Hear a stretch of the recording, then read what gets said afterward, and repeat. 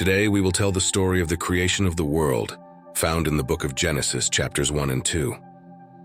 May the word of God reach our hearts as a source of inspiration for our lives.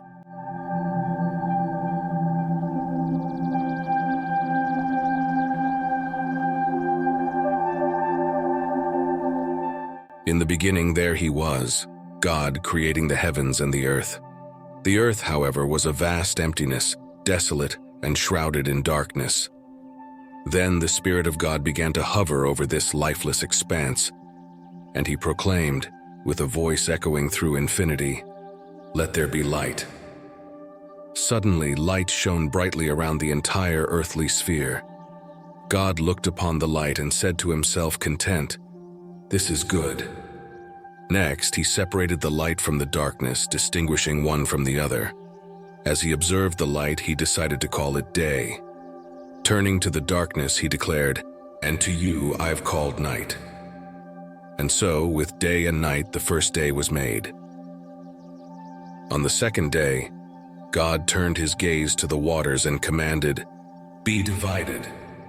Instantly the waters began to separate, some rising and others remaining below. God observed the waters above and the waters below. Then he beheld the expanse stretching between them and said, "I will call you sky." On the third day, God turned his attention to the waters resting beneath the sky. With a voice echoing like the promise of adventures, he proclaimed, "Gather into seas, rivers, and lakes, let the dry land appear." Suddenly, through the waters, lofty lands emerged. Rivers meandered, separating hills and carving valleys. Lakes and seas formed everywhere. God looked upon the dry land and the vast waters and declared to himself, "This is good." Then he turned to the land and commanded, "Produce vegetation. Let there be grass, vegetables, herbs, and trees. All of them should bear seeds for life to endure." In an instant, plants began to sprout across the land. There were delicate grasses, lush flowers, and vibrant vegetables. Trees of various kinds stood majestically, some reaching for the skies, others staying close to the ground. Some of them would bear distinctive fruits. All this vegetation flourished on that day and all carried seeds, ensuring the continuity of life. On the fourth day, God looked upon the heavens with a gaze full of love and said, "Let there be lights, a greater light to rule the day and a lesser light to govern the night. They will separate the day and the night and will be for signs, seasons, days, and years." Immediately the sun began to trace its path across the sky, pouring light and warmth upon the earth. The moon and the stars filled the night with splendor and brightness. God looked at the sun, the moon, and the stars and said to himself, "This is good." On the fifth day, God turned his gaze to the sky and the waters that bathed it. With a voice that echoed like a celestial symphony, he declared, "Let life manifest. Let there be birds in the sky and fish and sea creatures in the waters." Instantly, sea creatures began to dance in the seas, lakes, and rivers.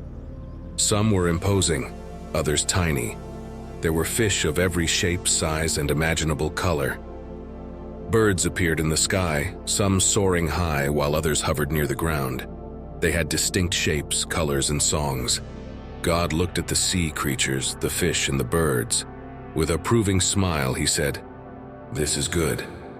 He blessed these creatures and commanded them to multiply, filling the seas and the skies with life. On the sixth day, God directed his word to the earth, asking it to give life to diverse creatures. He said, "Let there be wild animals and others that can be domesticated." Immediately, animals began to walk the earth. Some were imposing, others small. God watched them and exclaimed, "This is good." Then God proposed, "Let's create humans in our image. They will rule over the fish of the sea, the birds of the sky, and the animals that roam the earth." So God shaped a man and a woman, blessed them, and commanded them to multiply, populating the earth. He instructed them to take care of all creation. To feed them, he granted them fruits, grains, vegetables, and green plants. Surveying all that he had created, God affirmed with satisfaction, "It is all very, very good." On the seventh day, God rested from all the work done. He blessed this special day, making it unique, and thus unfolded the magnificent narrative of creation, where God shaped the heavens, the earth, and life in the first week of time. Every detail, every creature was a crucial piece, where the Creator wove a story of beauty, diversity, and harmony.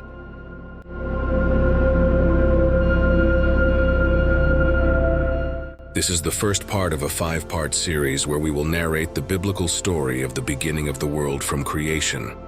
Stay with us not to miss the upcoming chapters of this story, so crucial for all of us. If you're not yet subscribed to our channel, click on the subscribe button and become part of our community. Also, don't forget to comment, leave a like, and click on the notification bell. Your presence and participation here mean a lot to us. Today I want to share a verse from the book of Genesis, chapter 1, verses 27 and 28. So God created mankind in his own image. In the image of God he created them. Male and female he created them. God blessed them and said to them, "Be fruitful and increase in number. Fill the earth and subdue it. Rule over the fish in the sea and the birds in the sky and over every living creature that moves on the ground." May the presence of God be a constant in your life, bringing blessings, joy, and love. God bless you.